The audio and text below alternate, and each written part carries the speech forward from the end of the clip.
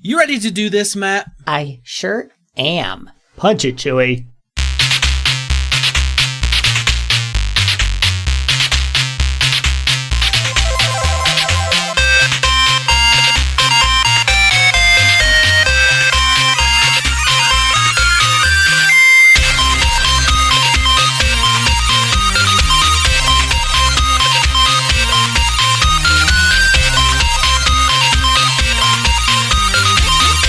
Welcome, super friends, to the Fortress of Nerditude podcast, a safe place to talk about all things in nerd and pop culture. I'm Spencer Stapleton, and my co-pilot is Matt Shaw. We're two nerds that just refuse to grow up. Thank you for joining us. This is episode 179. We release every Thursday morning. You can find us at the website, fortofnerd.com. We have links to iTunes, Google Music, Spotify, YouTube, Stitcher, and everywhere podcasts are available. Stop by and relax a while. If you like what you're hearing, hit that subscribe button and get us automatically each and every week in your ear holes. Matt, it has been another week. How are you, my brother? You know, I'm doing pretty darn well. Yeah? Yeah. It's, I'm doing pretty good. Yeah, it was a pretty good week. Last week I mentioned my mom and dad decided to come back, and they came back and we got to see them, which was great. So we've had other people to interact with. So that's been nice. Then my sister flew in 2 days ago, and we picked her up from the airport. Of course, it's like a ghost town. No one's there. Everybody's wearing masks. Right. She said there were about 20 people probably on her plane. She was supposed to come Friday, but that flight got canceled. So I'm sure that they just kind of put everybody in the Friday to Sunday range on that Saturday plane. Yeah, that makes sense. And it's just they're about 20, but everybody kind of got their own row, and everyone was wearing masks. So she said it was really fast, and yeah, it wasn't as bad as she thought. So the real question is, did she get extra Biscoff cookies and extra pop? They gave her, so they're not doing any of like the, in-flight services. Sure. But before the flight, they gave her like a Ziploc bag, she said, of like a bottled water and some snacks. So that's how Delta at least was doing it. So it was fun to hear her story about flying, because I don't know anybody else who's flown kind of during this time. So less scary. I was hoping for a more dramatic story. Some type of, I don't know, cleaning robot, but none of that happened, unfortunately. But yeah, it was a pretty good week, just kind of with some other people to interact with. And I'll tell you, my street is done. My street's done. The kids are playing together. The parents are out on the porches talking to each other, not really social distancing. I mean, this is Texas, where people, I think they're just done. There was a lot of that this week. I don't really know my neighbors that well. We weren't invited, nor did we want to attend, even if we were invited. Yeah, okay. But yeah. And they're all, the people that were out there much older than Jesse and I. Our neighborhoods, they're older than us. They're probably a little more established, is the way you 50s, probably 60s, say. Yes, 70s, some of them. I'm like, all right. Do you guys take the kids out for like walks at all? Yeah, sometimes. Get out of the house to break it up? Yeah, we'll do walks. We do a lot of drives. And you'll just take like Emmy out in the front yard and ride her bike. And just kind of, get outside in that way.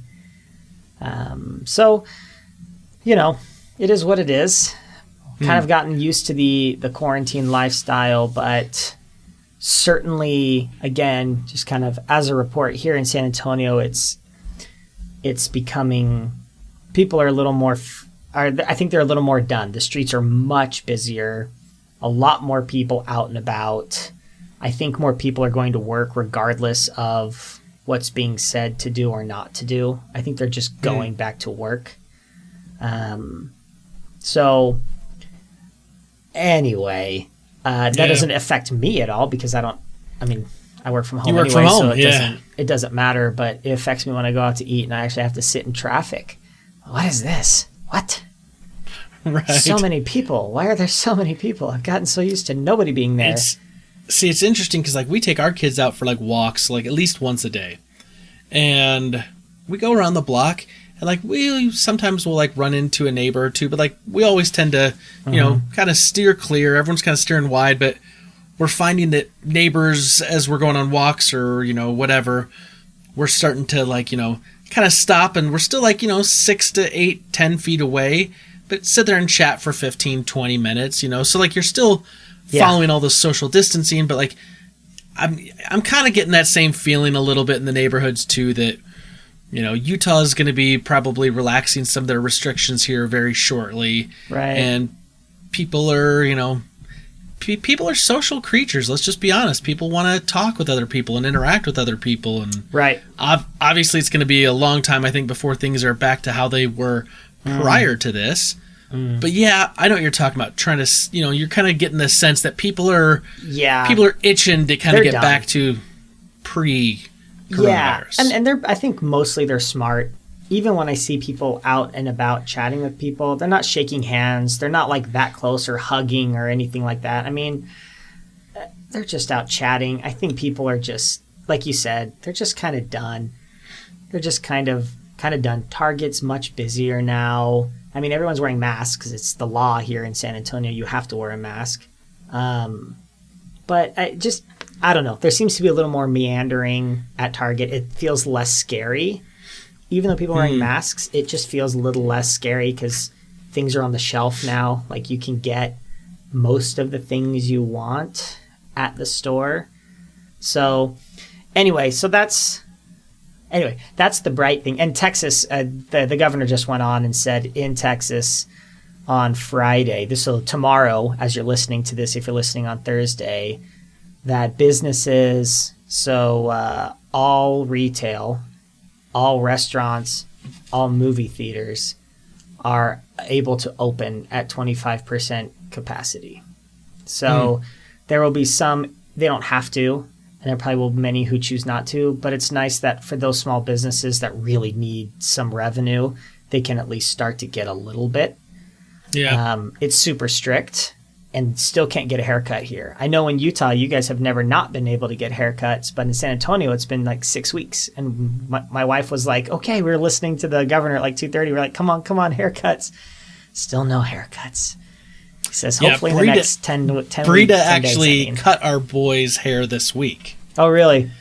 Yeah, this last week. And Charlie wanted to go shorter, so she used basically the clippers on him. Yep. And I officially can say now that she cannot give me crap for what Charlie's hair looked like when he was around 2 or 3, because she pretty much did the exact same thing to him with a pair of clippers. Got it.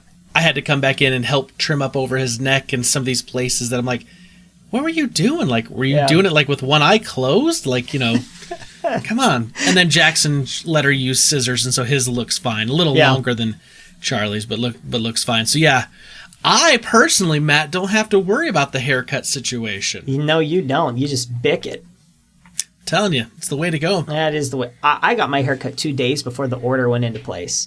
I just had this feeling I needed to do it now before something weird happened, because things were getting weird, and we're in a big city with a Democrat mayor. Not that there's any problem with Democrats or Republicans. This is not a political podcast. However, they tend to err on the side of caution and economically, and so I was like, I'm going to do it. So my hair's still okay. But anyway, that was just kind of a rabbit hole as to why I'm feeling better, because it feels like, at least here where I live, and I know that people are struggling, and we're praying for everyone that's struggling and dealing with the coronavirus, whether that's losing a job or family members, friends. Certainly we realize the seriousness of the situation. But for me in my life, it's nice to see some semblances of normalcy where people are talking again. Anyway, this week was good. That was pretty much like it. Every day is the same. Like, we wake up, I go to work, we take care of the kids, I make dinner, and then we put the kids to bed and we play Animal Crossing. Like, legitimately, that is my day. I hear that. So that's pretty much it. I did watch I don't know how many of y'all are sports fans, but the Michael Jordan 10-part documentary called The Last Dance is releasing. Oh, yeah. every week. They got 2 episodes out, so I watched 1, 2, and then today I watched 3, 4. It's fascinating. If you care about basketball at all, even a little bit, even if you don't care about basketball, it's still a fascinating story about business, sports, individuals. If you're curious about Michael Jordan and what drives him, or Dennis Rodman, or Scottie Pippen, any of those guys, I love it. It came at a good time. Love that. What's interesting is we've been watching it here too. I lived this. Right. Like totally. when all this was going on, like, you know, Michael's entire professional career I was alive for. I watched. You know, we watched Michael Jordan and the Bulls prior to getting Scottie Pippen, prior to Phil Jackson, prior to the run up with the bad boys. Like, you know, Michael Jordan, when he was, you know, leading the Bulls and, you know, was scoring, was just the guy, and Doug Collins was running every play basically to feed Jordan the ball. Like, I remember those days. Yeah. I remember the hurdle of getting past the Pistons in 91 in the Eastern Conference Finals. 3 freaking attempts against the bad. Like, to this day, watching that, seeing Joe Dumars and Bill Laimbeer and Isaiah Thomas and John Sally, and then Dennis Rodman. Dennis Rodman is this really weird dichotomy, but like seeing that team, like a visceral hate in my heart comes out for that Pistons team. Anyway, so we've been watching this, but it's been interesting because Breda's watching this, and there's not a lot of stuff she kind of knew about this. So she's like, oh, I didn't know that Jerry Krause was going to fire Phil Jackson. This was going to be his last one. I was like, oh yeah. I'm like, you know, I knew all this. So it's really kind of cool. I'm not necessarily learning anything new, seeing anything new in this, because I knew all this stuff. But it is kind of cool just to see it with some of the newer interviews and see some of these guys later on in life. Like, you know, we saw in this last one, BJ Armstrong. I was like, oh, I love BJ. BJ was great, you know, this, that, and the other. So that's been kind of fun. It's also been interesting that since I live here in Utah, how to put this, the Utah Jazz fans, most of the Utah Jazz fans, I'm not going to say everyone. No, it's every one of them. They're the worst are fans. They're I don't like stand them. Utah I think Jazz fans. They are the worst in the country. Fans. They're the worst. I watch them complain calls and argue calls. They boo everything. Like, oh I'm my like, gosh. that's clearly a foul. Like, watch the replay. Yeah. No, it's not. It's like, oh, stop. Just stop. The push off. Oh, but gosh. what's don't even get me on that. But what's interesting though is that KSL, the local NBC affiliate here, has news, and every week they've been reporting on this documentary on Michael Jordan and the Bulls for The Last Dance, because, you know, the Jazz played them that year.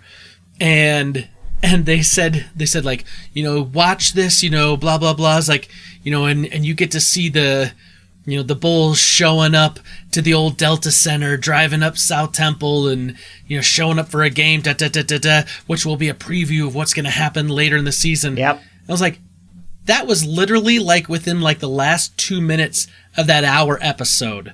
Right. And like KSL's like, you know, the local news here is spinning it about how it's the Jazz angle and Malone and Stockton. And I was like, this is a documentary about the Chicago Bulls and their whole trip. Like, you played a part in it, but that was at the very end of that tumultuous season.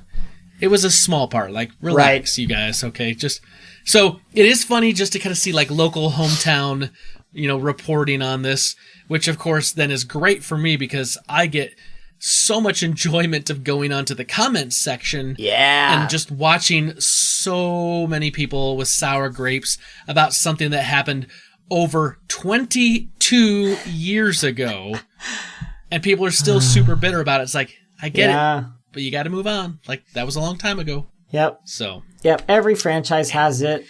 Every franchise is bitter towards something that happened. I've got plenty of those with the Suns. I'll tell you that. It's painful. But the last thing that I have to share is my brother-in-law, Parker Wood. I'm going to give a shout out to his YouTube channel he has started, which is Be Creative with a K. So BeKreativ. Be Creative. He shared a video. He made a box, like a cardboard box slide, for his kids, because they just moved. This is the one that this whole coronavirus thing has really frustrated them. He lost his job, and so he built this box slide, and it got 23.5 million views on Facebook. 23.5 million views, and just got a text from my sister who said Walmart retweeted and replied to his tweet as of just a few minutes ago, and asked him to DM Walmart because they want to talk. So, wow! Shout out to him. Go find his channel on YouTube. He's got a DIY on how to do it. That's got like 75,000 views too. I mean, people. It's just really cool. So they were stoked about it. It was kind of fun every day to watch and see how many they got. They got over 1 million shares. It's crazy. So good for them. I hope something can happen for them. Yeah. So, hopefully something good comes of that. Yeah, it's cool.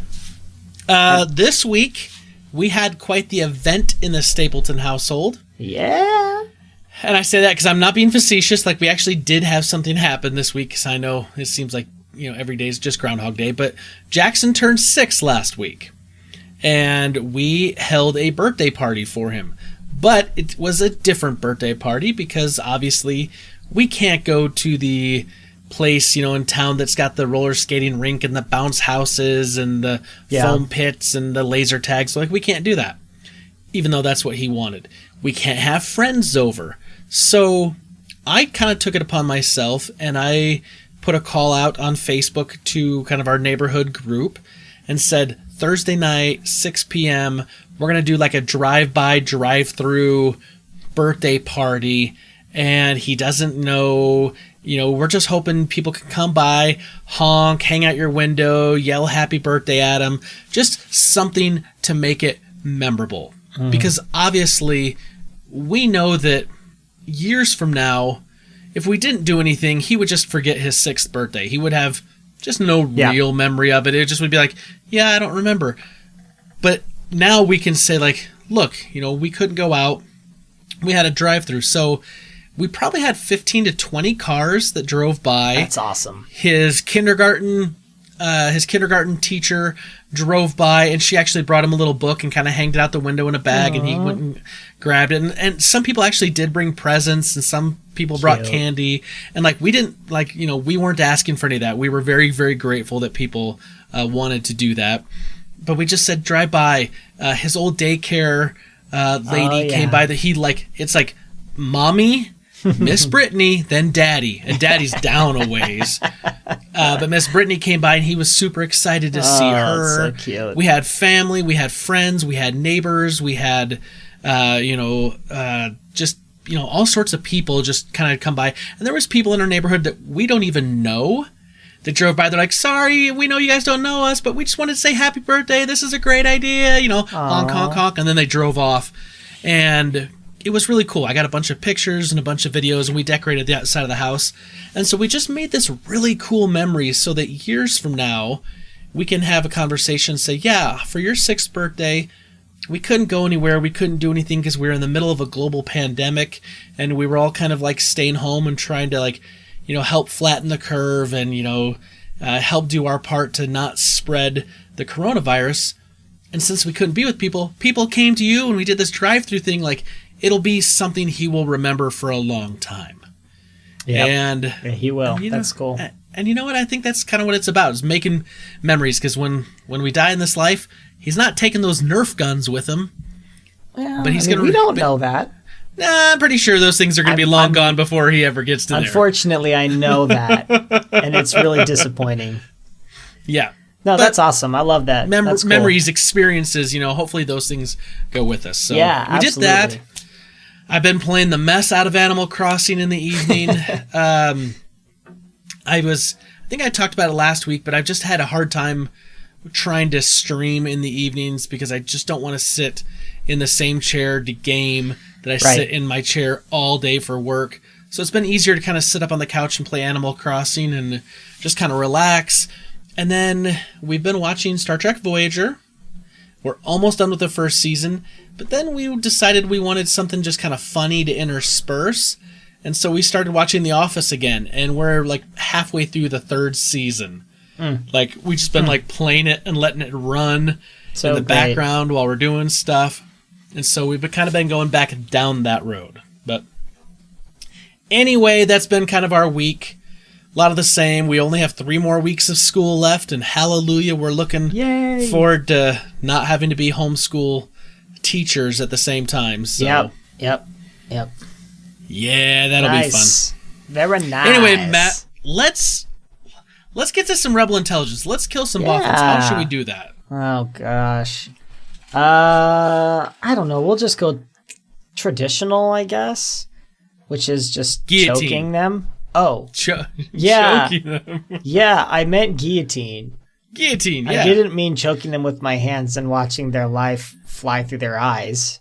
Did you say traditional or did you say old school? I thought you said old school. I'm thinking guillotine. I think I said traditional. Doesn't matter. They're going to get their heads in some way Let them have their bruised Rebel or Intelligence. off. Shink. Dead. I always have to let you know, many Bothans died to bring us this information. Rest in peace, you Bothans.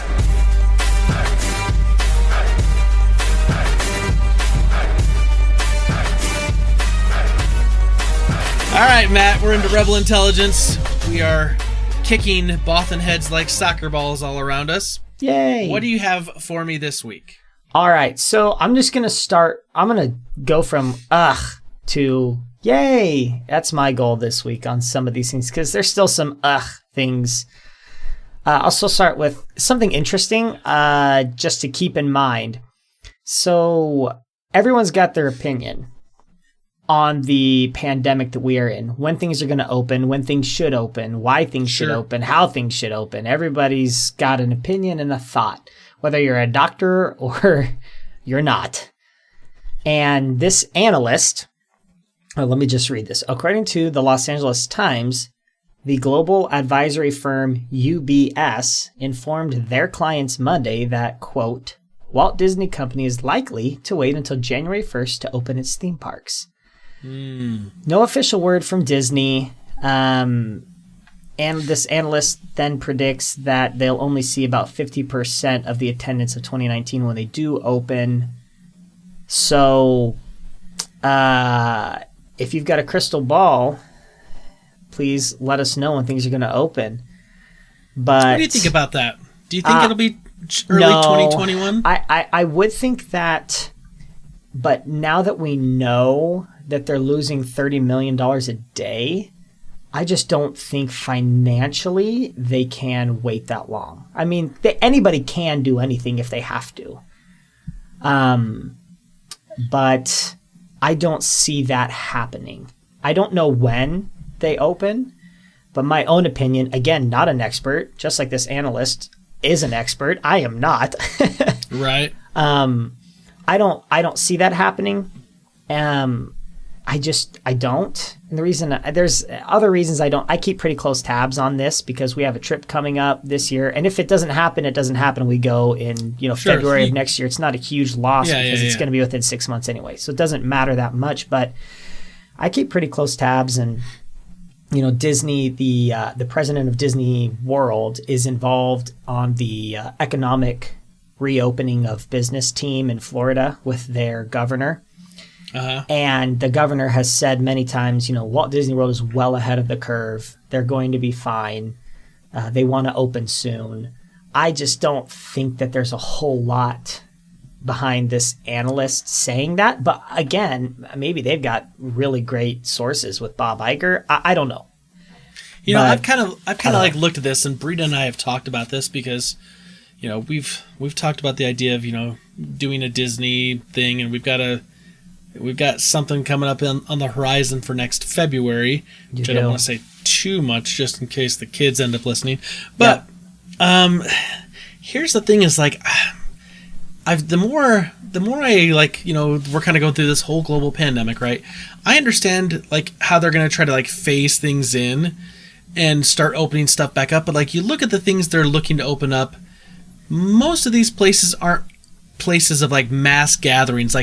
Nowhere, anywhere have I heard anyone say amusement parks, sporting events, concerts, like places where we're talking not just maybe like 100 people could be there, but we're talking like thousands, tens of thousands, hundreds of thousands of people. And so I kind of look at that and go, I could see that could be one of the last types of businesses that opens up, theme parks, amusement parks, cruise lines, sporting events. And depending on how things go in these other aspects of reopening up the economy here in the U.S., like that could impact those types of businesses. And then the other thing is like, even if we open up other businesses and we can get to a point where we can open up, but then if we still have to follow social distancing and all those things, how do you open up a place like an amusement park and do that? Because, I'm just from a logistical standpoint, right? Like, you're usually hip to hip sitting next to someone on a ride or 3 other people, depending on the ride vehicle. And then you've got a row of people that are 18 inches behind you, 4 or 2 wide. And so like they're going to have to stagger those things. Like, how do you do the lines and the queues and the restaurants? And like, there's so much of that. Like, I think it's going to be a challenge that maybe these companies open up early and try to figure out a way to, open up with 25% capacity or 50% capacity, because something is better than nothing. Right. But at the same time, like, it might not surprise me to hear that they wait till early 2021. No, I don't think it would be shocking. I think it would be shocking if they said it now. Obviously, I think we would all agree with that, which is why I just don't think there's a whole lot of credence to be given to this analyst, because I don't believe that anyone at Disney is talking about 2021.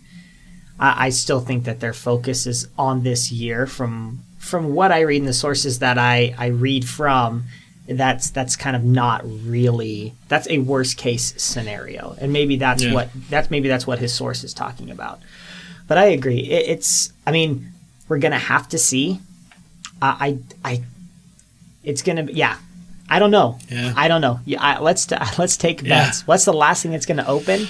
I think concerts are the last thing that's gonna open. I don't see how you do concerts in 2021 at all. I just don't see it. I see theme parks and sporting events before I see concerts, and I don't know why, but that's just a feeling I get. I think because sports are like ingrained in us, and this is something we do, and that's important, and it's like an American. But I don't know, concerts. Well, here's the thing: why I think concerts and is an artist going to put people at risk? Sporting events are pretty much the same. Most of the time, they're played in the exact same venues, and they have the exact same seating. So I agree. Not always. I mean, not but always. You're touring as an artist. I think I just see that happening. So many have already canceled everything for 2021. All the biggest artists have said we are not touring in 2021. Yeah. I don't know. But neither here nor there. This analyst says it's not happening. What do you think? I don't know. Super Friends. Yeah. What are your thoughts on this? Disney theme parks. Well, we'll have to see. See. Yeah, we will. We'll have to see. So I'm going to kind of start with some of the and then get to the awesome, I think, as well. Good.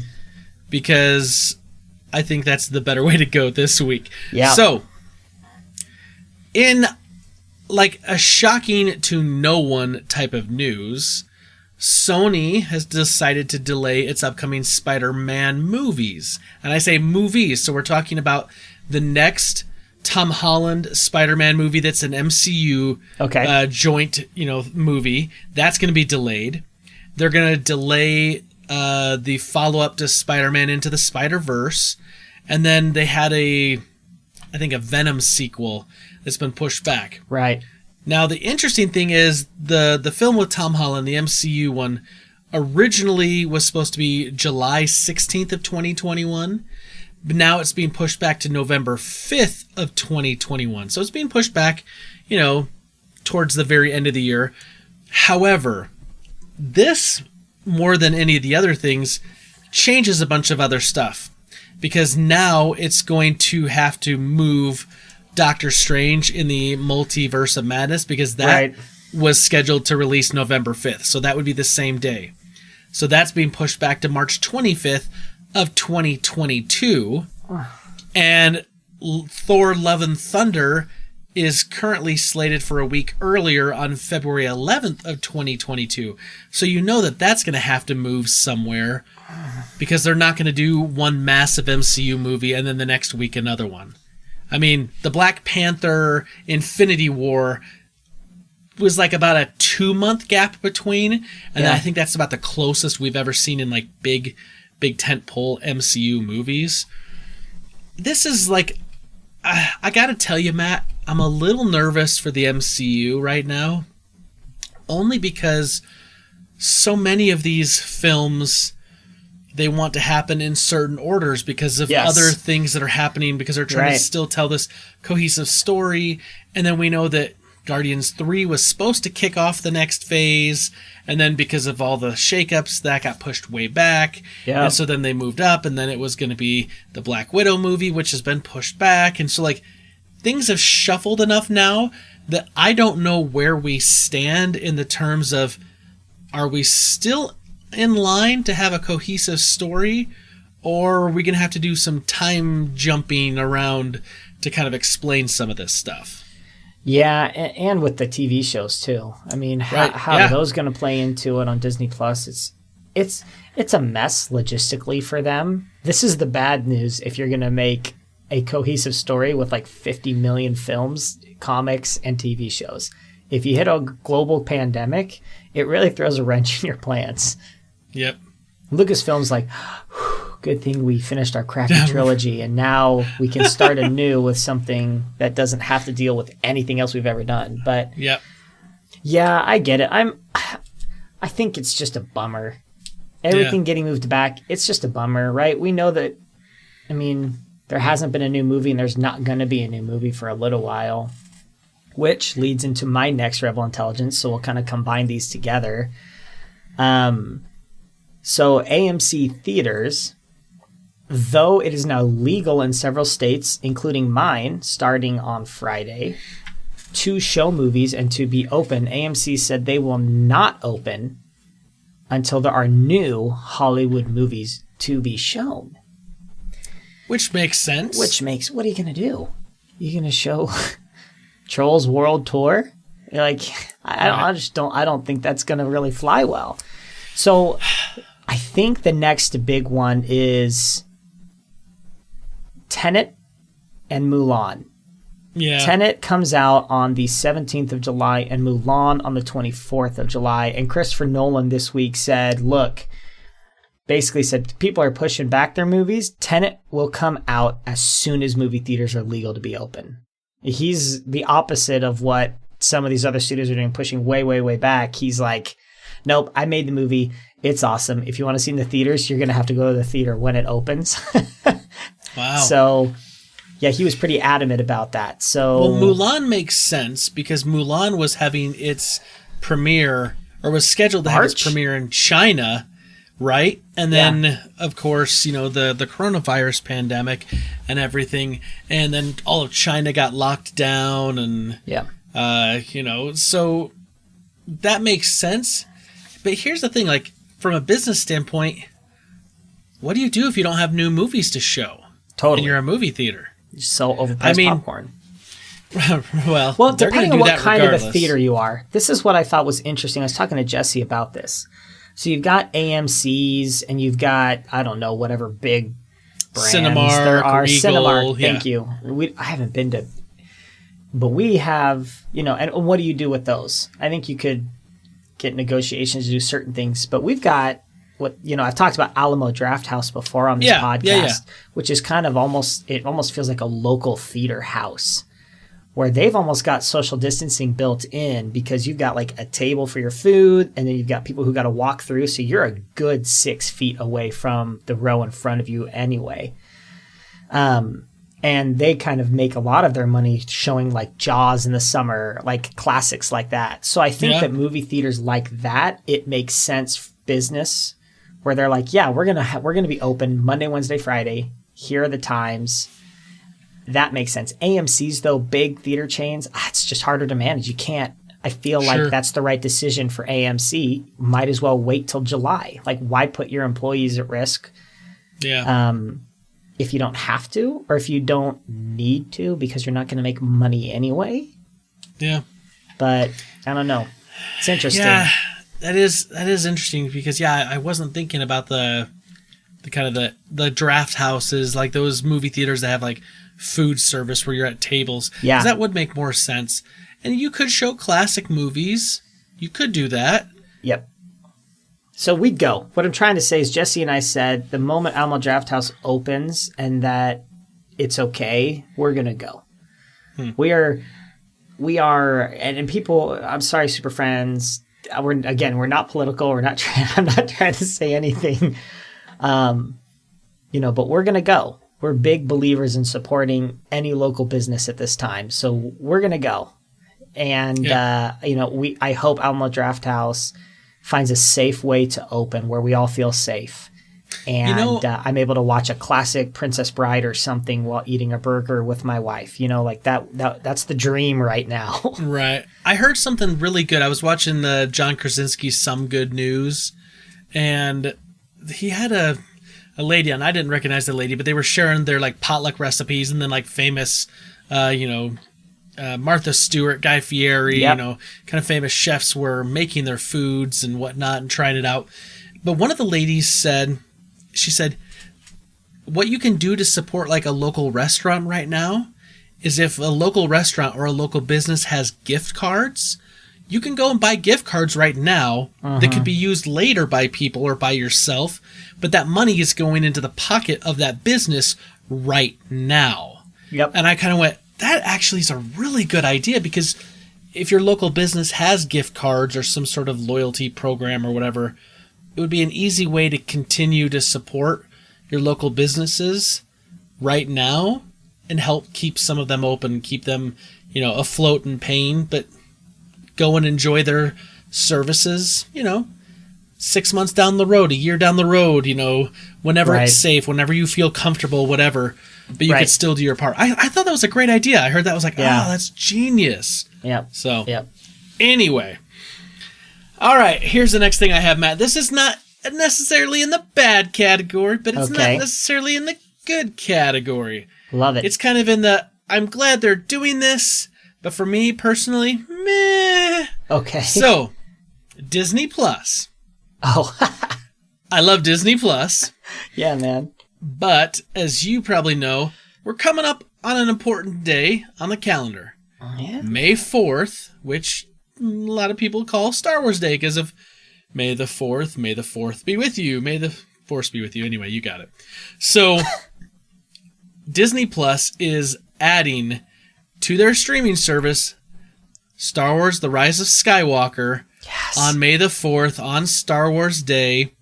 So it's been able to purchase for a little bit now, but they're moving up the release date for streaming to get it on their service. It's not just the US, it's going to be in a lot of countries that have access to Disney Plus, which is nice because sometimes it'll happen in the States first and then everywhere else.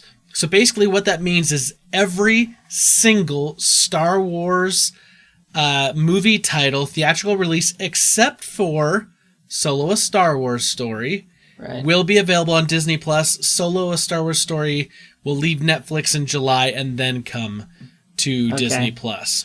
So if you want to watch the entire Skywalker saga May 4th, guess what? You don't have to shell out a ton of money. You just have to pay $7 a month and you could watch it all in a single day if you wanted. Yeah, well, no, I don't know that actually if that's possible when I think about it. You can watch it on under 24 hours. Can you watch all 9 movies plus the spin-off movies? The spin-offs aren't part of the Skywalker saga. It's really close, guys. It's really close if you try that. And you add a Mandalorian, you definitely can't do it. Anyway, but they're not connected. And that's great. Good for that. Not that big of a deal because I have all the movies, so I don't really care. And The Rise of Skywalker, it's well documented how we both feel about that movie. Yep. Watching the trailer, I watched the trailer for the Disney Plus release of it. It's like a minute and a half. They released it today on YouTube or whatever.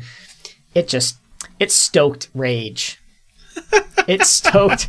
They're quoting like the original trilogy and the prequels about him being the chosen one and how important the Skywalker name is. And then the last movie crapped on everything that even all 8 films, if I'm going to be honest. Reel it back in, Matt. Anyway, reel it back in. It just, wow. I think this move, though, by Disney is similar to the move with like Frozen 2 and Onward to move things up, to get more content.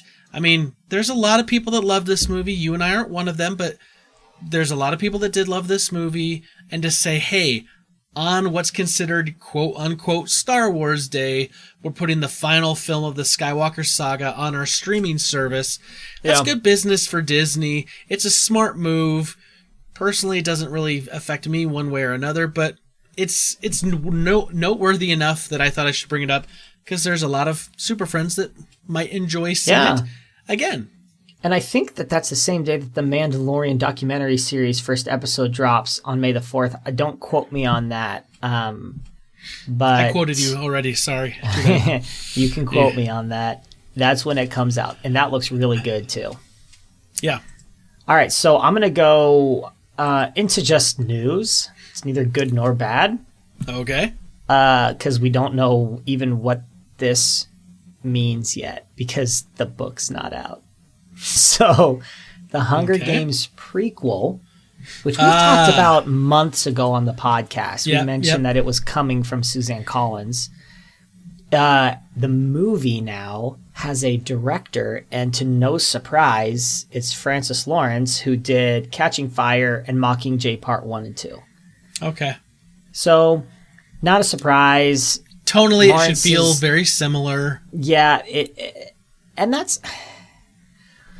The Hunger Games is a tricky thing for me as far as how I feel about them. It's confusing, because there are things I actually really do like in the Hunger Games trilogy plus one. And I really actually quite enjoy Catching Fire. I liked the book and I liked the movie. Mockingjay is a whole different... If she didn't write that one and it was just 1 and 2, it would be great. It's going to be interesting to see what this prequel really... I don't know, how it really feels. I think it does have a cool story that could be told, right? Because we're just dropped into this post-apocalyptic world in Hunger Games. So it will be interesting to see how this comes to be and how people come to power and why all the different, I forget what they call them, factions. I don't remember what they're called. Districts. Thank you. Districts. Come to be. I think there is a story to be told here. I hope it's told well. And I don't know if I trust Suzanne Collins to tell it that well. But it'll be interesting. I like the tone, though. I like the dark. You know that. So a dark, gritty tone, I like that in a movie or a show or a book. Matt's just a simple man that likes dark things. I like kids killing kids. So sue me. Is that so wrong? Jeez. Is that so wrong, guys? Come on. Most of the time, yes. Oh, man. I would be a career for sure. All right. I've got something that I think is exciting. Awesome. Yeah, let's hear it. So I have gone on record, and I will go on record as saying I love the movie Rogue One. It's great. Love Rogue One. Man, it's great. I thought it was well written. I thought it was well acted. I thought that it was a tight story. I think the fact that they took literally the plot for this movie comes right out of the crawl from Star Wars A New Hope was brilliant. Yes. So a while back ago, we got word that there was going to be a Disney Plus series featuring Diego Luna, and it was going to be, his character Cassian Andor. So if you go back and remember, he's kind of like a rebel spy, and his craft is spycraft, and he's the one that's trying to help get this information, and then eventually we figure out it's plans for the Death Star, right? Mm-hmm. So we know there's going to be this series. We know that it's got to take place before Rogue One, because we all remember what happens at the end of Rogue One. Yeah. So this week there was some announcements. A Hollywood Reporter was sharing some announcements that there's 2 actresses that have been cast. One is Genevieve O'Reilly and one is Denise Go. I don't know what Denise Go is going to be playing. All I know is she was actually the voice from The Witcher 3 Wild Hunt game. She is the voice of Yennefer Vangaberg. Oh. And so I was like, oh, okay, I like her Major voice. character. I know her voice really well. Okay. But Genevieve O'Reilly is the actress that played Mon Mothma, the leader of the rebellion in Rogue One, which I remember what Mon Mothma looked like from the original trilogy, and they recast this for Rogue One because obviously they needed someone who was going to look similar to that actress, but 40 years younger now at this point. And I really liked her portrayal. I really liked her character. But what excites me about this casting, Matt, is that if they do this right, even though it's going to be a Cassian Andor, this character of Mon Mothma could be huge in this story because she is the person that kind of helps tie together all these, rebel cells into the Rebel Alliance. And it could really show her, trying to work to that end. I think there's a lot of room, a lot of road they can play with here. And I'm excited by this. It's helping me feel a little bit of sense of like, I don't know what the right word is, excitement, anticipation maybe for this Cassian Andor series. Because at first I went, oh, that kind of sounds fun. That could be good. But now I'm starting to like really get excited, especially after seeing what happened with The Mandalorian. And I'm thinking they've got some things that they can tell. They can go back and tell stories that don't have to tie into anything else necessarily, but still kind of fit into that world like the way Rogue One did. Rogue One found a way to tell a story with only needing to plug in a few small little things to make sure this piece matches up with this piece, and that's it. Yep. So I'm excited for this. Yeah, this sounds awesome. I think they also said officially it takes place 5 years before Rogue One. I hadn't heard that. Yeah, so it takes place 5 years before the events of Rogue One. And to me, this is super exciting. I mean, not necessarily the casting. I mean, the casting is great, and I expected Mon Mothma to be in it. I don't know how you could do this series without her in it. I mean, she's literally the leader of the rebellion. But I'm excited because Diego Luna's character is dark. And he says, I've done things, basically. Like, I've seen things. It's not pretty. Like, I love to explore that the good guys aren't always good, which people knock The Last Jedi or whatever, and I get it, and I hear you, and I appreciate your opinions. But there was a lot of that in that movie, too, that, like, the rebellion has to buy from arms dealers, and so, like, who's good and who's bad, who's to say, which is what I love, and I'm excited to see them explore. I hope they explore that, who's good and who's bad. I mean, is there really a difference? Right. I got this really kind of cool moment here when you were talking about it being 5 years, prior to. I know what you're thinking. To Rogue One, and I went. We're hearing all these rumors that Rosario Dawson's being cast to play Ahsoka Tano in a live action. What if we get to actually see some of the cast from Star Wars Rebels in live action? Yes. What if we get Ezra Bridger in the live action show? It makes perfect sense to have them in some capacity. Right? In some capacity, it makes perfect sense for us to see a live action version of these characters. I mean, we saw the Ghost in both Rise of Skywalker most recently, and then also in Rogue One, the Ghost was in that as well. And you could hear, call-outs basically to Rogue One. Literally call-outs of names. And so it's cool. It's cool to see that, and I'm with you. I really hope that they give us that. Oh, so, man. I mean, we'll see. I don't trust Lucasfilm still. I just don't. There's some really cool possibilities here. Really cool. It's exciting, and I'm excited for it. I just hope it gets off the ground. Like, this has been announced forever. Same with the Obi-Wan thing. Like, can we just make this crap? Like, well, not right now, but yes, eventually. Yeah, and the reason I say that is because The Mandalorian Season 3 is already in pre-production. That's my news. Yeah. So good grief.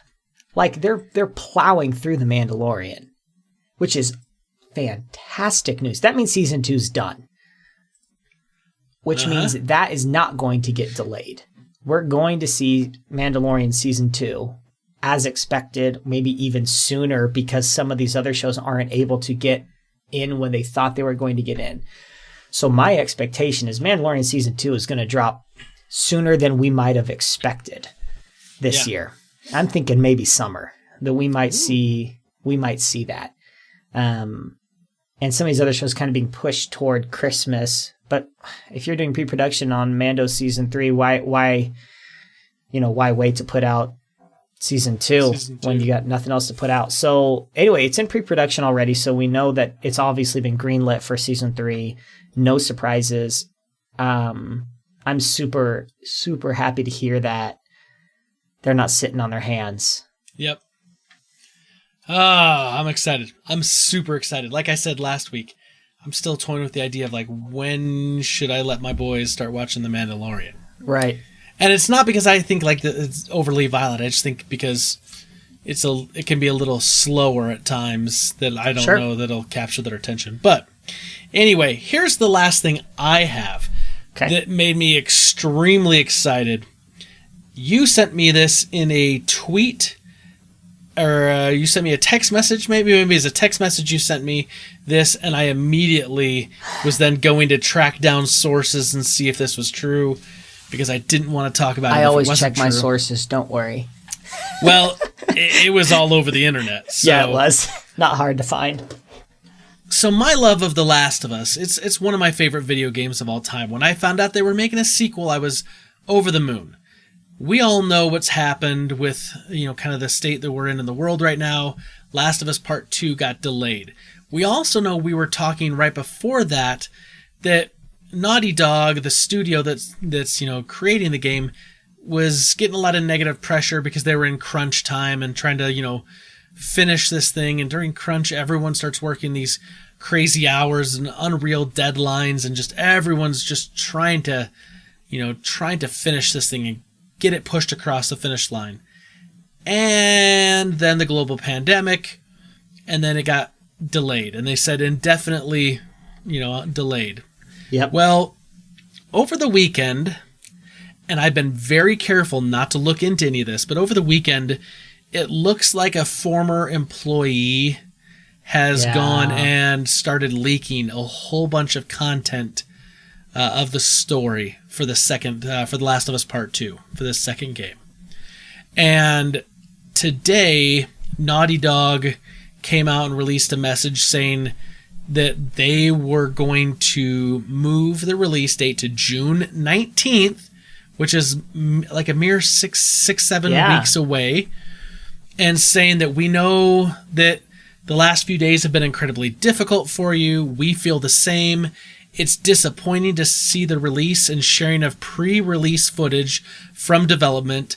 Do your best to avoid spoilers, and we ask that you don't spoil it for others. Last of Us Part 2 will be in your hands soon. No matter what you see and hear, the final experience will be worth it. So apparently, I'm taking that, just reading this, is that this wasn't maybe the finalized, completely finished game that's being leaked, but apparently story beats and stuff is being leaked. So they're going to get this out. They're going to get it out in the wild. Part of the reason that they weren't going to get it is because they didn't think there was going to be enough physical copies, and they didn't want to have this kind of staggered release. And now because here's the thing. A lot of people worked really, really hard on this game. Lots of people. And one person, or maybe a few people, I'm not exactly sure who's doing the leaking, but let's just say it's one person who's angry, bitter, whatever, is deciding to not only screw over their former employers, but all the people that were in the trenches working with them, all the people that put in so many countless hours. And so, Super Friends, I would beg, plead, and implore you not to go and search out spoilers for this game if you're planning on playing this. And if you're not a video gamer and you just kind of want to know what all of it is if you do go look it up, just keep it to yourself. Don't spread that information around. Don't talk to people about it. Let people experience it for themselves on June 19th and after, and take it in for what it's supposed to be. So do you think that this release date is in response to the leak? Yes, absolutely. You do? 100% yes. Okay. Because, think about it, Matt. Like, we're only 6-7 weeks away. We're only talking now about certain parts of the country reopening the economy in certain limited capacity. Right. So what's the likelihood that this game is going to be pressed onto discs and then be able to be shipped? Assuming if they were doing this here in the U.S. I guess if they were doing it elsewhere, that maybe other places would be able to do it that are a little further along than us. I don't know. But yeah, I think it's definitely, because from what it sounded like, they were saying that, the physical copies was the issue. So my guess is the game was pretty much done, and they could have delivered it digitally, but not everyone buys games digitally right now. So, yeah, I think it's a reaction to this. So lost in this, a game that I care about more than Last of Us 2, Ghost of Tsushima has been delayed because of The Last of Us 2 basically taking the late June slot for Sony. Yep. So it's been delayed a month to like July 17th or something. Yeah, to July 17th. So if you're looking forward to Ghost of Tsushima, you have to wait another month, which is, I'm in that camp of disappointed that I got to wait another month because that game looks freaking awesome. Wow. Yeah, that's all. It's because it was supposed to release end of June, so it's like 3 weeks it gets pushed back. Yeah. That's not too bad. I think you're right. I think this was in response, but I do think that we were wrong in that this was going to be a PS5 launch title now. Yeah. I think we were wrong, which is great. I'm glad we were wrong because we were both kind of like, oh, come on, like just release the game. Like you've been pulling our chains for this long, just give us the game, and they're giving it to us. So, yay for Last of Us and Ghost of Tsushima. So bad for whoever's releasing spoilers. Yeah, boo on you. Yep, not cool. Yeah, not cool. So I'm getting a message right now. Breaking news from, let's see, Leslie Knope from Pawnee, Indiana. Pawnee! Oh my gosh. They're putting on a special on NBC tonight. Yes, it's Thursday. I mean, it's Monday as we record this, but this is Thursday, and you're listening to it, and it's airing tonight. And you were listening to it on Sunday, you missed it. Yep. Guess what? It airs tonight at 8:30 on NBC. And this isn't just like a telethon with those actors and actresses who played the characters. They are putting on a scripted 30-minute comedy special where Leslie Knope is going to remain in contact with her friends in Pawnee, Indiana. So everyone is coming back. And when I mean everyone, I'm talking like Rob Lowe and Rashida Jones, who left the show a little bit earlier than everyone else. So we're getting the whole cast. Obviously, Nick Offerman, Aziz Ansari, Aubrey Plaza, Amy Poehler, Chris Pratt, Adam Scott, Rob Lowe, Jim O'Hare, and Retta. And then some special guests. Jeremy Jam, please show up. Oh, if yeah, you don't, we need the Jeremy disappointment will be real. Maybe a guest appearance by Genuine again. Genuine. Oh, my goodness. So this sounds like a lot of fun. I mean, I wish it was like a real episode. Of course, I think we all wish that we could get like a real episode. But if they do this right, which Michael Schur is involved, he's written it. This is exciting to see this coming into play. I'm excited about it. They're trying to raise money too, so there's going to be some kind of, call in to here or go to feedingamerica.org. I think that's the charity. Feed America seems to be a big one right now. So I'm excited. Man. Oh man, I'm so excited, Matt. Me too. I gotta say Can't though, wait. I've been seeing a lot more Parks and Rec memes lately, and my absolute favorite is they said, now because everyone's staying home and the pollution is cleared out, we can see little Sebastian up there in horsey heaven. And it's a little picture of little Sebastian superimposed up in the sky. Oh gosh, every time I see that, it just makes me smile. Just makes me smile. I'm just excited. There's so many possibilities here with what could happen. I mean, Chris Pratt's in it again. That's so fun to see these characters revisit their roles and ones that have moved on, particularly Chris Pratt. I mean, everybody's kind of doing certain different projects, but this is going to be a lot of fun. I'm really excited.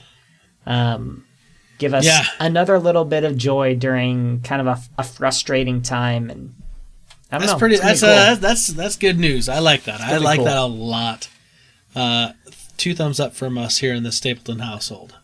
Woohoo! All right, that's all I had. Were you all out now? I am out. What a bunch of good news, y'all. We had a lot in Rebel Intelligence this week. It was nice to return to actually having Rebel Intelligence. Yeah. It was. Instead of things being canceled constantly, we actually had news to report. Yes. Okay, so last week, Matt, you and I had a conversation about things we missed out on that were huge at the time. And since we went long on Rebel Intelligence, we're just going to... You know what? We're just going to read Peter Christensen's email. Let's do it. Also because I got the social media out late and he was the only one that responded. So... well, Bob, too. But we never read his emails, so it doesn't matter. I feel if we read Bob Iger's emails here, like, it's just taking advantage of our close personal friendship. Yeah. So we don't want to do that. You're right. Yeah. You're right. Peter goes, but we're totally not above exploiting Peter Christensen's friendship with us. No, absolutely not at all. Peter says over here at fortofnerd@gmail.com, he says, "Dear nerds, my beard has some salty patches by my chin that have been spreading over the last few years. I saw a picture from a few years and my beard was all dark, and it made me feel old. Unfortunately, I can't shave my beard to look younger because I'm currently using it to fake having a jawline." Hey, Peter, do what you got to do, man. I get that. I definitely saw action and violent movies, not to mention crude humor movies, much younger than my kids. As I've said many times, the 3 kings of my childhood movie experiences are Willow, Princess Bride, and Conan the Destroyer. I could quote Spaceballs from start to finish when I was 8 years old, appropriately censored. We let them see movies like Transformers, Star Wars, and Lord of the Rings when our oldest was 9, but we've had younger kids, so there was never been a great time to watch movies like that. As a follow-up for your thoughts on Toy Story 3, I barely see Andy in this series, except for the loving childlike imagination he brings to his toys. The killer for me at the end isn't Andy having to leave his toys, it's his toys having to see him leave, and their vain attempts to get him to play with them one last time. As a parent of a 14-year-old, I'm already feeling myself becoming a smaller part of her life. And Bart Simpson can count on his hands the number of years until she leaves. Excuse me, gotta go hug my kids. Also, watch Ratatouille. I consider it the height of Pixar confidence with their Keith Hernandez moment to say, "We're going to make a beautiful movie about a fine French kitchen full of rats." It wouldn't surprise me if Bernabé's... Okay, I'm gonna kill this here. Abula was chasing him with a chancletta for forgetting Coco. I think I got one of those words right. I don't think I know what it means, but okay. I think Abula, I think that's like grandmother. Abuela? Abuela? Yeah, it's grandmother. Okay, Abuela. In Spanish. That's what I'm saying, because it's Coco, man. Oh, gosh. I was like, what is an abula? Like a knife? Like he's chasing with a knife? I didn't understand. I barely Moving speak on. any English, so reading Spanish is beyond my comprehension. This week, I started listening to the Darkest Timeline podcast, where Joel McHale and Ken Jeong, Jeff Winger and Chang from Community, chat about community, show business, COVID-19, and whatever. They have great rapport and are both mostly similar to their Community characters, and they have called other members of the cast. Jillian Jacobs, Britta, put out a call to remanufacture the claymation Christmas ornaments. They should do that, by the way. I'm enjoying the new push Community is getting now that it's on Netflix and getting some of the attention that The Office was getting. There has been a surge in new Community memes. I am all about that, Peter. All about that. Some comments on the things you missed. Game of Thrones. I've only watched YouTube videos of The Mountain because Arnold Schwarzenegger was my surrogate father. How I Met Your Mother. Ted should have married Victoria. Breaking Bad. I liked it, but probably won't ever watch it again. I'd rather watch outsmarting people in a courtroom like The Social Network than outsmarting these drug dealers with explosions. Avatar. I've rewatched it a few times, and I think I figured out the actual problem. Before I'm going to go into this part, I will say I appreciate the time and thought he put into this because he easily could come across as a fanboy just defending it, and he does not to me. So, that being said, the story is fine, sufficient, but the characters are just flat stereotypes. The greedy businessman, the warrior that learns to love, the evil colonel, the scientist, the chief, the rebel, etc., etc., etc. They are good actors, but none of them bring their characters to life because there's so little to work with. Think about how much charisma the MCU actors brought to their roles. Not a single character in Avatar has that, except maybe the colonel. Godfather. I thought it dragged on, but the horsehead scene was brutally anxious as any I've ever watched. Die Hard. Never seen it. I think it would be impossible for it to live up to the hype. Shawshank Redemption. Very enjoyable, but its iconic status is because it was the best of few options of 90s basic cable. Okay. Pulp Fiction. I tried watching it when I was in high school. It drove me crazy how stupid the conversations were, and I couldn't stand it. Here's what I missed. TV show. I've never seen Lost. Yes, it's great, etc. I missed when it started, and then people started complaining about the later seasons, the number puzzles, the mist, etc., and so I decided not to start. Video game. All of them, duh. Movie. Shrek came out when I was on a church mission. I heard people talking about the hilarious ogre movie, and I loved Mike Myers, but when I got around to seeing it in 2004, 2005-ish, it fell so flat for me. I didn't like it, and it didn't hold a candle to the Pixar murderer's row of the 2000s. Cheers, Peter Christensen. I agree. Yeah, putting Shrek up against Pixar isn't really fair. Right, yeah. It's a totally different brand of... Yeah. But I get that, right? Like, at the time, like, I loved Shrek. Like, I did too. Shrek I'm not was gonna lie, so that was so funny. But if I had to, like, say, like, I hadn't seen Shrek, and then, like, I'm comparing it to, like, Toy Story 3? Yo, yeah. Come on. I mean, come on. Shrek is okay by, right. by the barest imagination compared to a Toy Story 3. Right. Yeah. Yeah, Pixar changed the game for animated films, though. I feel like it just changed the game. Yeah. It made them films instead of cartoons. I would say go back and watch Lost. I mean, it's streaming. You can watch it. That's definitely worth a watch. Even knowing that it's one that kind of meanders and the plot starts to kind of get lost in and of itself at times before it kind of comes back with some good storylines, it's still worth a watch. Because it's one of these things where, like, I like J.J. Abrams enough that even though I know once J.J. Abrams leaves a project, the quality of that TV project goes down, it's still J.J. Abrams, and it's still really good for quite a long time. Right. So, anyway, thank you, Super Friend, for your answer this week. Yes. Peter, we appreciate your email, and we really do appreciate all of the interaction we do have with our Super Friends. Like I said, this week I was a little late in getting it out. I realized by about middle of the afternoon on Sunday that I still hadn't put out the social media call, and I Too busy getting turnips. Too busy with them dang turnip market in Animal Crossing. I know it. Those Sunday mornings. Busy, I need to go back to scheduling the call out earlier in the week so it automatically just there you go. kicks it out. Yeah, instead of waiting until Sunday. Anyway, Matt, what can the Super Friends do for us this week that they haven't done for us before? All right, so this week that you can do a little something extra is you likely, I don't know, if you don't have Disney Plus, sign up for the free trial just for this. And if you do have Disney Plus, just flip it on.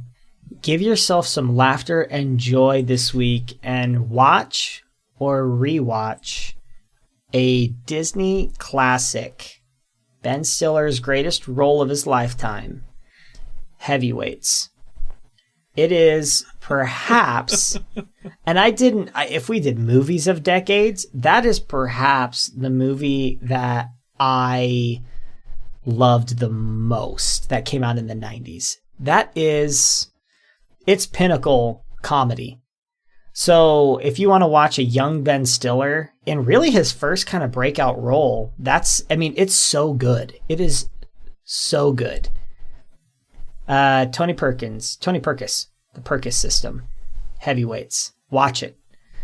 I guarantee you'll think it's funny. I guarantee you'll laugh, and I'll guarantee if you haven't seen it, you'll go, how have I not seen this before?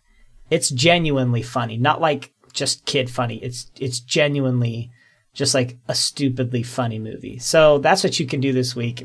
Give yourself a little joy, allow yourself to laugh, and watch Heavyweights. It's fantastic.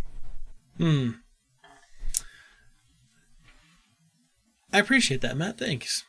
Matt, you and I had a conversation last week, and in our conversation of the things we missed, we went on this little rabbit trail, this little side conversation about How I Met Your Mother. Yep.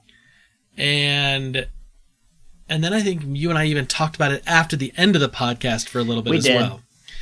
And I decided that I thought that actually the idea of having a conversation about TV shows that ended poorly is actually a really good idea for a conversation, because we could talk about some of our most infuriating TV shows that ended and why, and then maybe an honorable mention or two, because there's a few of them.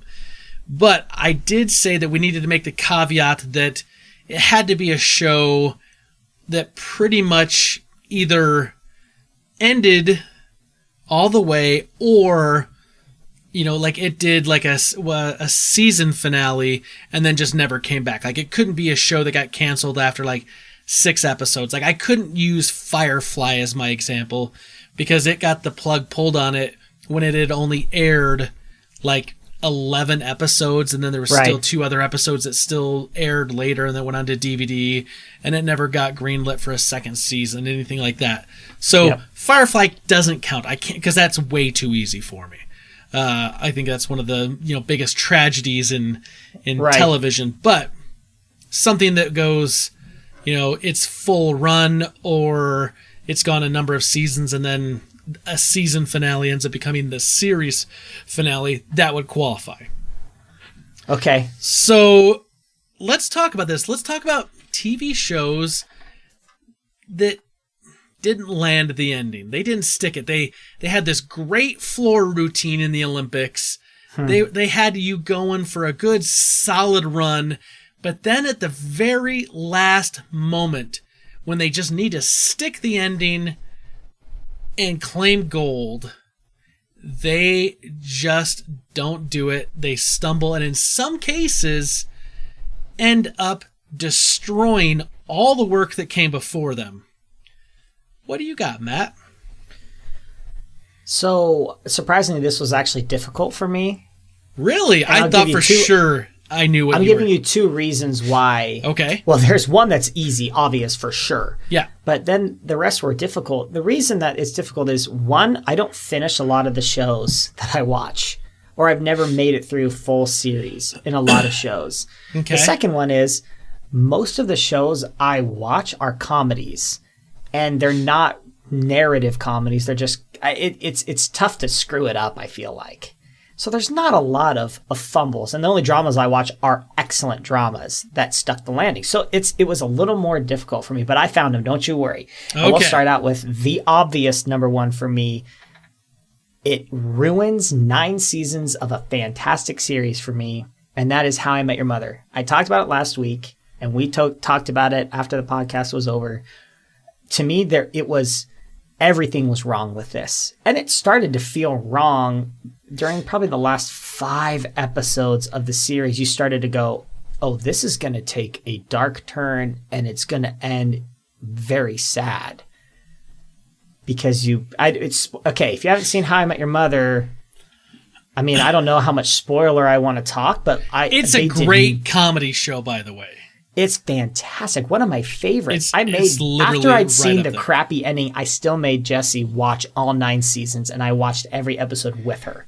That's how great the show is, but how crappy the ending is. I mentioned to Jessie, and I said, so this is the topic this week. She goes, oh, How I Met Your Mother. It was the first thing she thought of as well. They just really flubbed it. Fantastic cast, so many good stories, iconic songs, funny enough, like just great moments just so much character growth and development. And to me, in the last season, they just said, oh, all that character development you thought happened, it didn't. They're getting divorced. They don't want kids. This is how this is going to happen. This person, I don't want to give away anything to those that haven't seen it. Yeah. But to me, the whole point of the show was destroyed. To me. And I think to many others, because I went to lists on the internet, right? When you go to worst series finales, How I Met Your Mother is always in the top 10. Always. And most of the time, it's in the top 3. Yeah. It's because it was so good, I think. Yep. I think it's because it was so good. We wanted to have a satisfying conclusion to Ted's search for his love, his wife, his family, and we didn't get it. Just straight up, we didn't get it. And the other characters didn't get a satisfying ending, in my opinion, either. It felt wrong to me in a lot of ways. It was one of those things for me, like looking back, I love the show. The show was so funny throughout. But the last season, the whole tone of that last season is just different. And not in a great way, not like in a horrible way, but it's just different enough. So when you get to like the last few episodes and you kind of get the whiff, like I figured it out a lot. I think I was saying earlier that I kind of had an inclination of how this show was going to end early on, like in the first season. Right.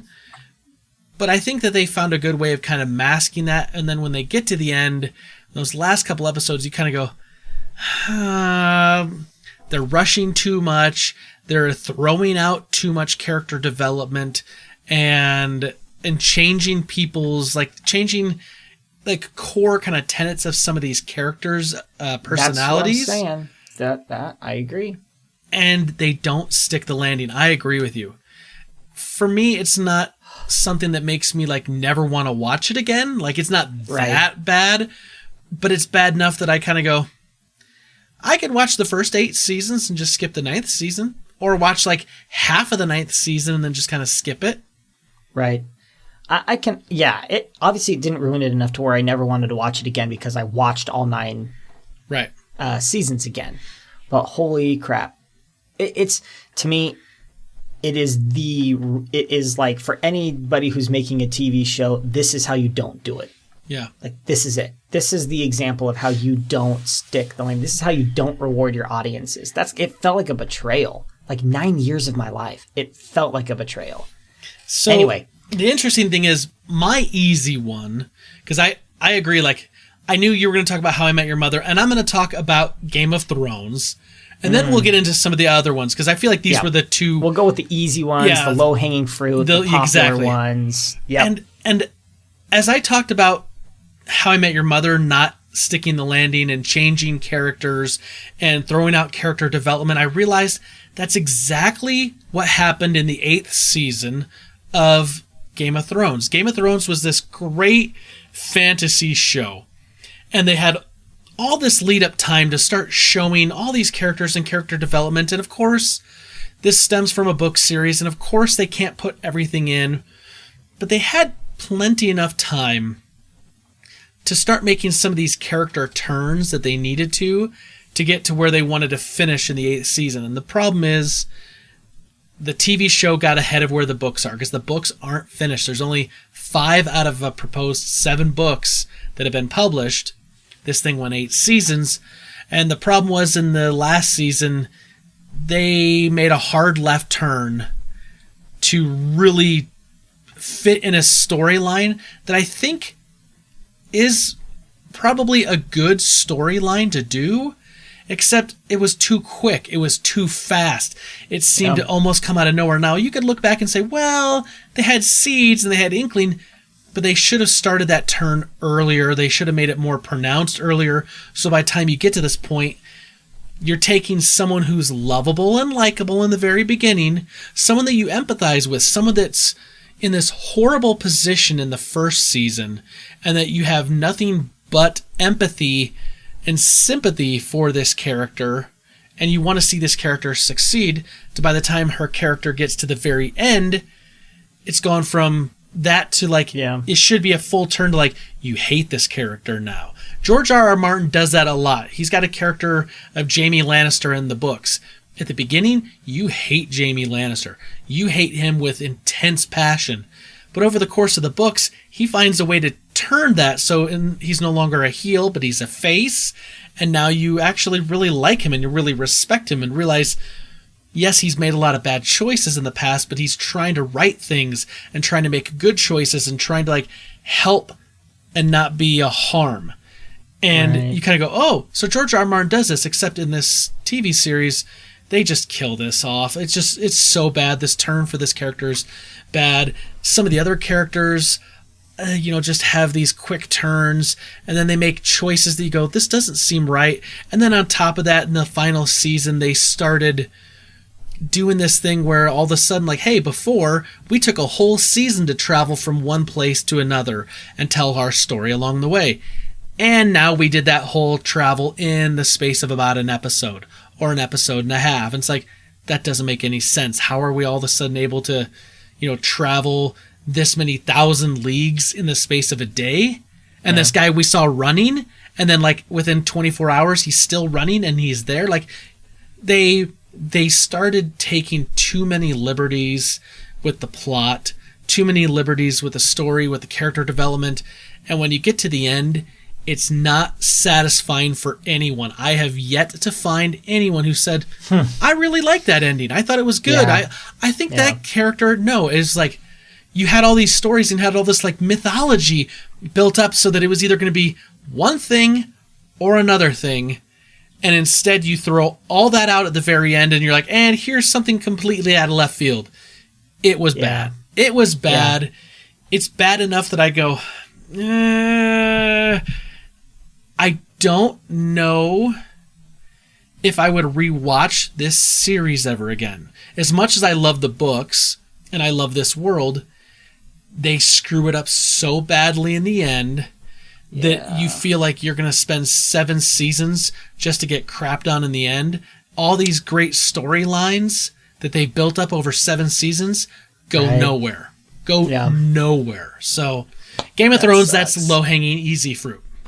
Right, yeah. I've heard. Yeah. And obviously learned last week, Super Friends, I've never seen Game of Thrones. Not even 10 seconds. Yep. Maybe an ad. What do you got, though, Matt, that's not low-hanging fruit? So it did get tricky. Because most of the shows I watch, I generally am okay with the ending. And there are a lot. If we did okay endings, I've got a lot of them. I don't have that many great endings, honestly. I got a lot of okay. So this is one that when I saw it, I was like, really? And that is one of my favorite shows. Again, a comedy that ran for many, many seasons. I believe 9 also. And that is Seinfeld. Seinfeld is one of my favorite shows. And I know there are a lot of people that don't necessarily enjoy Seinfeld or they don't think the humor translates now. I completely disagree. I'm kind of in that camp a little bit. So, anyway, that's not what this is about. Right. This is about the finale. The finale is a 2-part finale that does not give the show the justice that it deserved. It is and will forever go down as, I think, one of the greatest comedies of all time because of how it was so inventive and kind of changed the game for comedies at the time. It was so fun.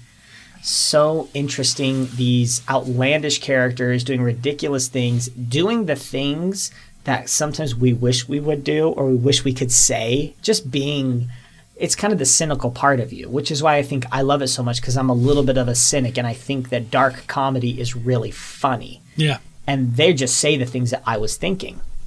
And this finale was the most, it's like the most shoehorned finale I've ever seen for a TV show.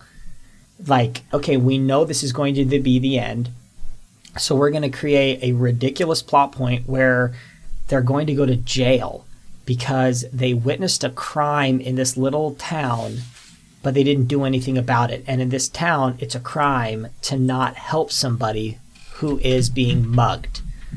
And that is the premise for the finale, is they are now in this small town and they're on trial for their crimes. And so basically what it is it's a parade. It's like a clip show almost. It felt like a clip show of a finale, which is never a good thing for me. I hate clip shows. I hate them because it's just, we got lazy and didn't have an episode this week. So remember when? This felt like a remember when, because they just brought in all these old characters and it was just a walk down memory lane. Like, they brought back everyone. Babu, the soup Nazi. They brought, I mean, I could go on, but I'd have to have a list of the characters because they brought everyone back. Right. And they brought them. It was in the trial setting, right? So they were there to testify against them. All the mean things that they'd done, all the things that they'd said, how they acted selfishly, and it was meta for me in all the wrong ways. Like, the characters that I think are funny and that I enjoy and that are kind of the dark side of me are now on trial for their crimes of being mean to people. It was just a stupid premise, poorly executed. It just felt like a clip show, shoehorning every character that's ever been in the series. It was so unsatisfying. It felt rushed, and it just was just convoluted, and I don't know. It wasn't fun. And that show is fun. So that was a really disappointing one, I think. I don't know if it was like it's not the worst finale I've seen. That's How I Met Your Mother. But this one is just bad. It's just a bad episode of Seinfeld. It's too bad that it ended on a bad episode of Seinfeld, because there's not a lot of bad episodes of Seinfeld, but this is a bad episode of Seinfeld, and it ended, and then they went to jail, and you're like, that's stupid. Right, yeah. They all went to jail together? Like, I don't know. So what are we to believe, like it's 20 years later and they're still all sitting in a jail cell together? Just dumb. Yeah. The whole thing's dumb. It ended really stupid, and I just thought the ending didn't fit the series. Yep. It didn't. Yeah, I'm not going to disagree with you there. I didn't like the way that ended. It's a rough one. I got another one for you. You're not going to have seen this one. But that's okay. I feel like Peter Christensen talking about video games. Like, yeah, surprise, surprise. Never seen this one. Never played that game. It's a Star Trek show. Okay. So Star Trek Enterprise was a show that starred Scott Bakula as Captain Jonathan Archer. And it takes place 100 years before the original Star Trek show in the timeline. And so what was interesting about this show is, like, this was like, it started like, I don't know, like around 2001-ish. So this was after Next Generation was hugely popular. Then they roll into Deep Space Nine, and Deep Space Nine was big and popular. And then from Deep Space Nine, they roll right into Voyager. In 2001, this was literally the last TV show, Star Trek, until Star Trek Discovery. This ended so poorly that they stopped doing Star Trek on TV, when at one point in like this like kind of decade and a half, we had 3 shows in like a 15-year period that were running, and Star Trek was everywhere. So what happened was Star Trek Enterprise takes place, like I said, 100 years before the original series. And this is after the warp drive has been developed, but they only could go warp 5, so they couldn't go to the full warp 9 speed. And it's about follows this crew of the Starship Enterprise, the original Enterprise, and it kind of shows them, kind of going out and having little, adventures and experiences, and kind of what will become, the Federation and Starfleet. And it kind of, focuses on the relationship between the Vulcans and humans from Earth, which the Vulcans were the ones that discovered humans had figured out warp drive. And so they were the ones that made first contact with us. It explores some of the alien races in the Star Trek universe. First experiences and encounters with Klingons and Andorians, and there's all these kind of storylines. They're kind of coming and going, and they're kind of building towards things. They're really trying to help lay a foundation for what's going to come. So it's like, going back in time and figuring out like, hey, this is like what the Beatles were before they were the Beatles, right? Right. Except when we get towards the end, the show had been canceled because its numbers just weren't doing that great, because it really lacked a lot of the things that make Star Trek really popular. It didn't have all the polish. It didn't have the full-on Starfleet, because this is supposed to be a story, like I said, before Starfleet, really exists in the way we're used to seeing it. And they get to the very, very end, and when it ends, you realize that this whole show had really been someone on a holodeck in the Starship Enterprise from the Next Generation. And they end it, and it's like, okay, so we're meant to believe that all of this that we just experienced was someone reliving the experiences on a holodeck of Captain Archer and his crew from 100 years before the original series. So like at this point, almost like 170, 180 years prior. It felt cheap. It felt like it felt cheap. It felt like a really, really cheap way to kind of end it. It's kind of the whole like, hey, we're going to have you wake up and everything was just a dream. Yeah. I don't like those kinds of finales. Those kind of finales, because it's like, don't do that. Don't try to cheapen what it was. Yeah. Like, the problem is, I think, is that people can come up with a good idea to write a pilot and to get like characters and tell a story, but then once you start getting towards the end, it's like, how do you tie up everything? I think ending a story is harder than starting a story. And ask J.J. Abrams. Yeah, exactly right. There's too many ways to cheap out an ending. This is the equivalent of like, I just woke up from a dream. It was all a dream. I've seen that done in a good way a few times. Usually it's bad. This was bad. Instead, it's just a holodeck projection. Boo, boo, boo. I've only seen this series once. It wasn't that good, and the way it ends is just frustration. Ugh. All right, yeah. That sounds, that's aggravating. Very much so. That's aggravating. You put all that time and effort in. Ugh. Oh gosh. Yep. So my next one is weird. So I categorize this as weird. Okay. It teeters on kind of the rules we made. All right. It knew it was ending. It was a premature ending in everyone's opinion on the planet, but an ending nonetheless that they knew was happening. And that is Arrested Development. And I'm talking about season 3's ending. Okay, yeah, This was before Netflix resurrection of 4 and 5, which also didn't really have endings either. Right. So this to me is a weird one. So I didn't know how to place it, but it felt to me like it needed to be on this list. First of all, because it's perhaps the greatest comedy for me, right behind Community.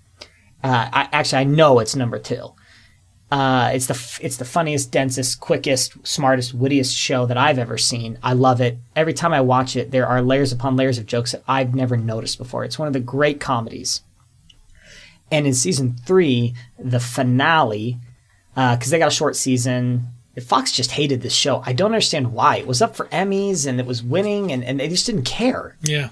I don't understand what happened here. And the ratings were solid. Anyway, neither here nor there. I don't want to. That's not what this is about. Season 3 had some great storylines going through, and then to me, it just ended so abruptly. We got the most convoluted story to ever hit a funny TV show of all time, I think. I think that the story in general with Arrested Development was complex at times to where it was a detriment. Like, who's got the money? And they needed to teach us like tax law. And that's what I felt like, at least when watching this show, is I didn't always get what was going on with the Bluth company. How did they still have money? And where does the SEC fit in this? And why are we bringing all this weird stuff in? And to me, the finale to season 3 was so forced. And they did like, it felt like 8 reveals in that finale that changes the entire series in your eyes.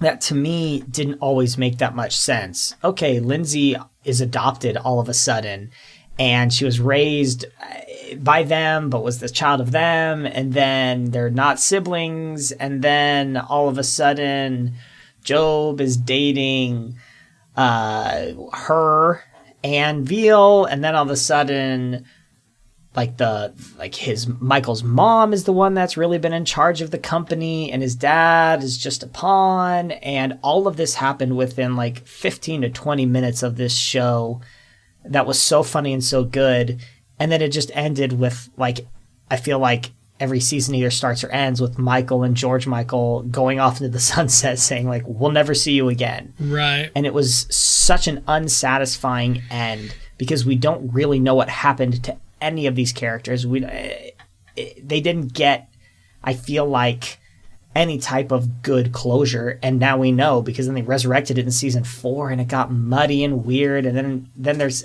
so to me, it's just, the show became a mess in that last episode, and then it got weird, and they tried to reinvigorate it with the season 4. And anyway, that's my opinion on Arrested Development. Didn't get a good series finale, and it ended up only being a season finale for like 8 years or 10 years or however long it took for it to get resurrected. Anyway, it's a weird one. Yeah. Arrested Development, I feel bad because their road has been so rocky. Like, are we going to get together? Are we going to do green screen again like in season 4? What kind of stories can I tell? Like, right. You know, I feel bad for Mitchell Hurwitz because he's such a great writer and he's done, you know, Arrested Development is so good, but the uncertainty killed that series, and it killed it dead, and it should just probably stay dead. If they would have left it at the end of the 3rd season, yeah, I mean, part of me would have been happy with that. I'm not gonna lie. Like the 4th and 5th, like it just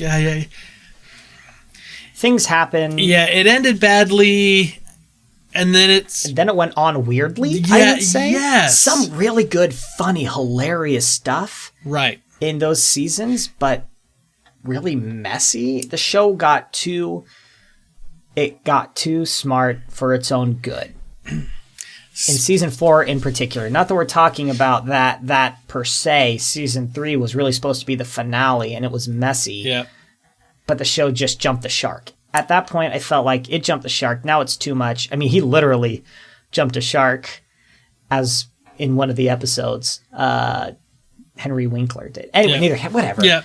So you get it. I've got another one that's really messy, and I'm going to make this my final one because there's a couple others. That was my final one, too. Yeah, there's a couple others I could talk about, but this one is so bizarre, so weird in the way it started to flounder at the end, and then in the way that they finally finished it, and the finale, just anyway.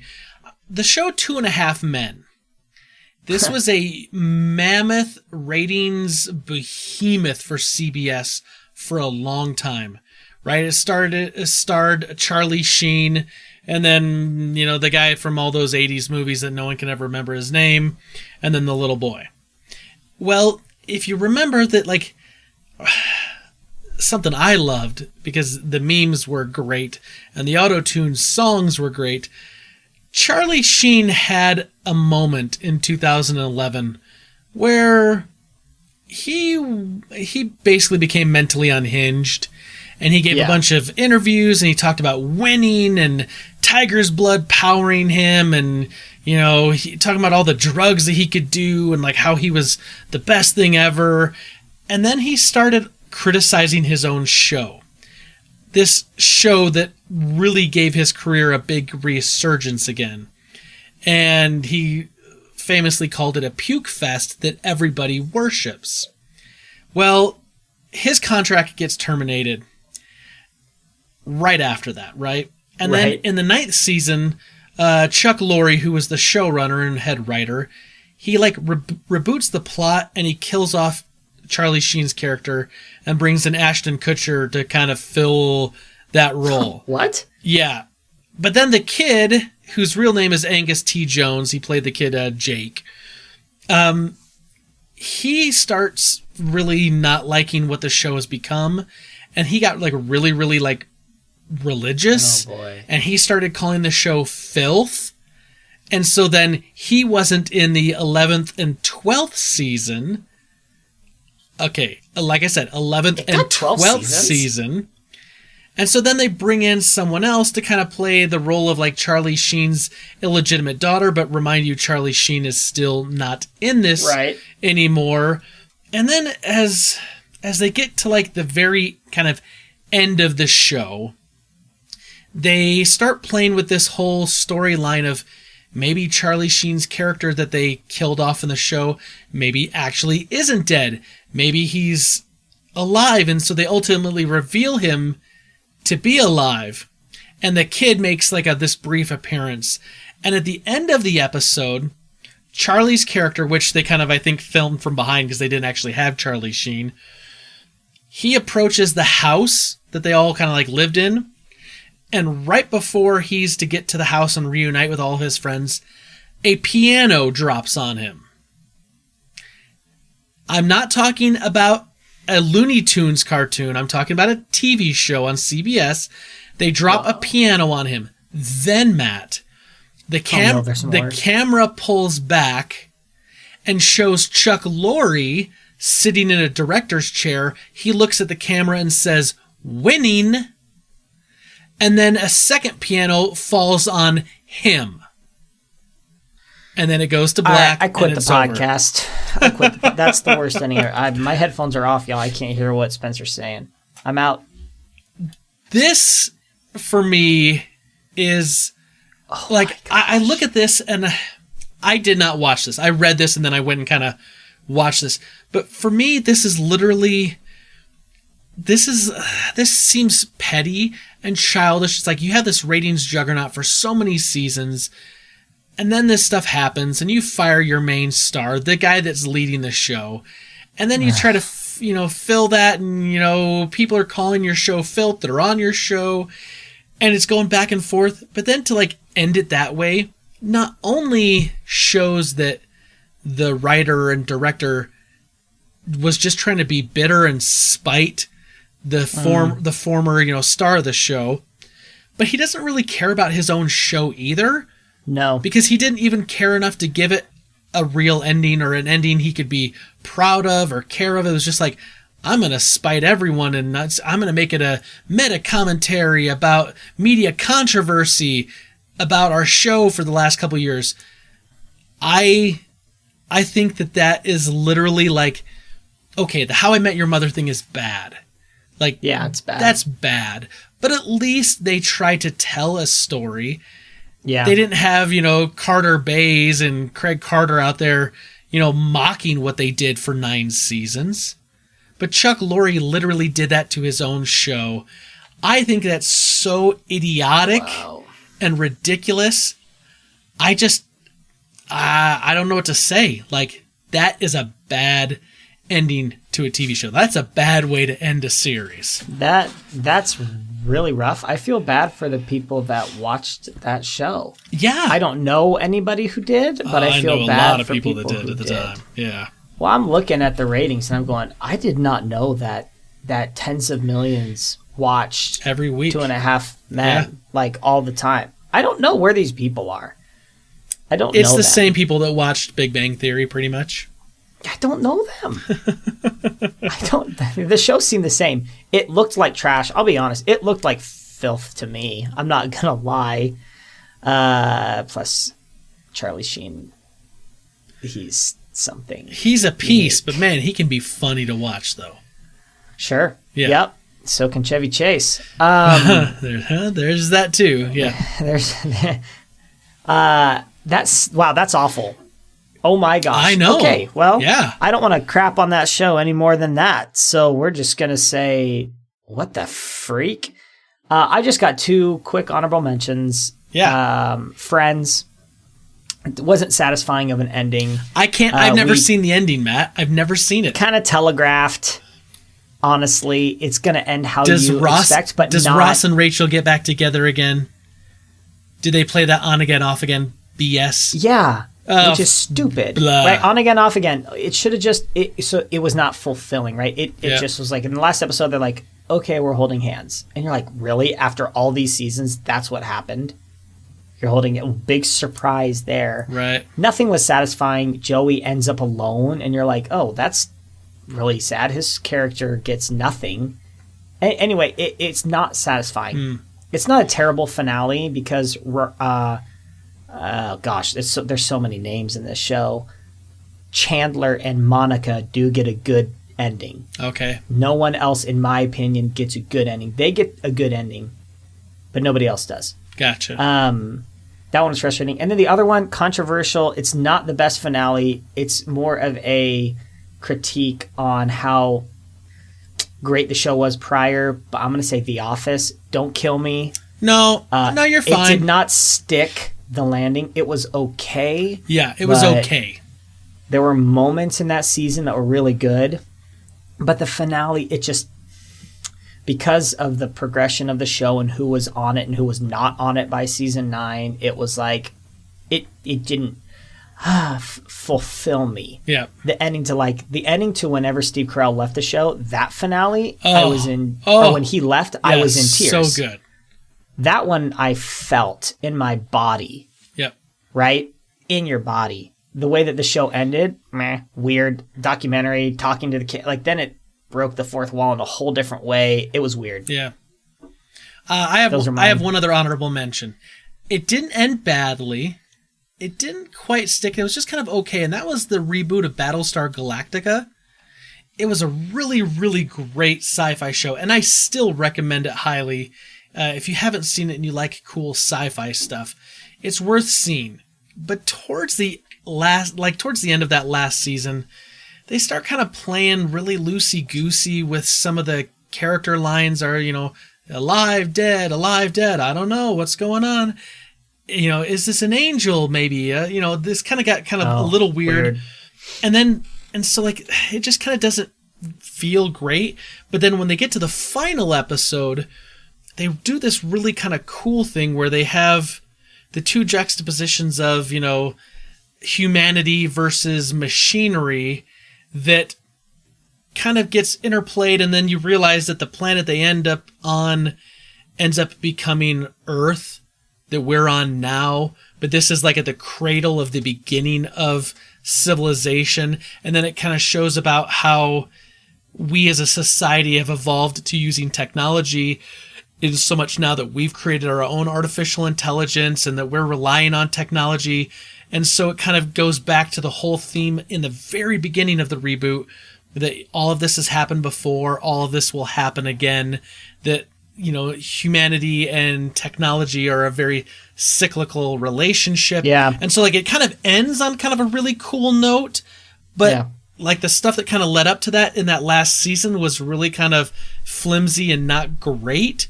And so while not a bad ending, not a great, super satisfying ending, but it had some really cool kind of elements mixed into it. So, an honorable mention. Yep. It's not a piano falling on someone's head and then happening again, but, That's so stupid. So dumb. So dumb. That's so bad. All right, Super Friends, this is an easy one, though. What is a TV show for you that just did not stick the landing? Final season, it just could not land that bird and get it done. Tell us what you've got. I'm curious to hear what you've What you've got, like, obviously I feel like Matt and I kind of picked some of the things that are kind of like bigger in the pop culture zeitgeist and some things we've watched. But yet we also had some things like, I've never seen Scrubs. Like, and I know that was like on everyone's list. I've seen the first few seasons. But that's on like everyone's list. I've never seen that, but that could be on someone's list.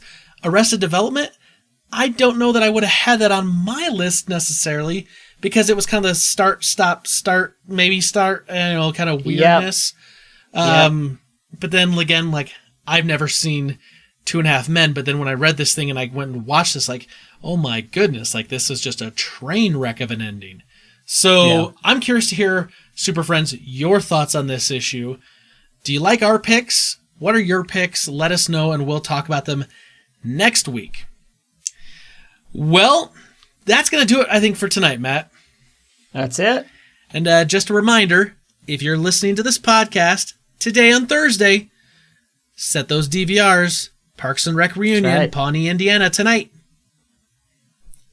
From all of us here at the Fortress of Nerditude, to all of you out there, wherever you may be, including Pawnee, Indiana, may the Force be with you. Always.